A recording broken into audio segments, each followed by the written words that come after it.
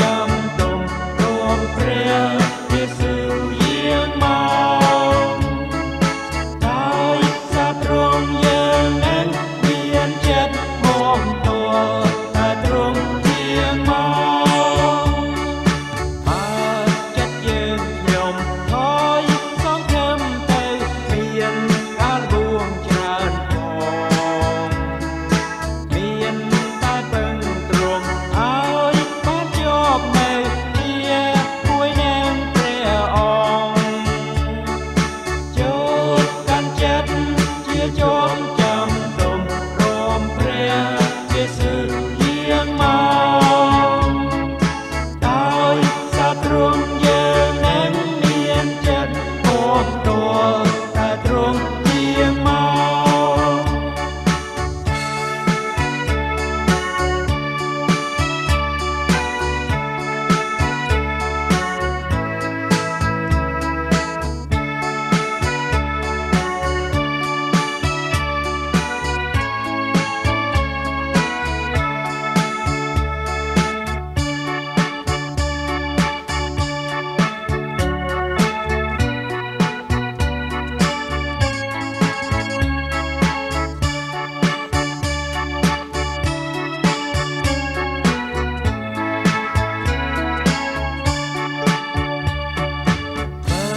សេរីល្អ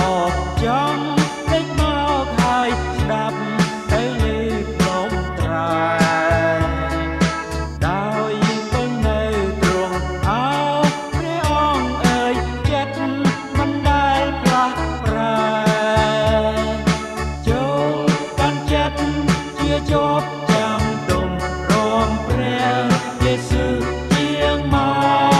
កដោយសារទ្រង់យើងនឹងមានចិត្តមកទល់តែទ្រង់យាងមកទូលបើត្រូវចាំដល់យូរពេកណាស់តែទ្រង់មិនខានព្រម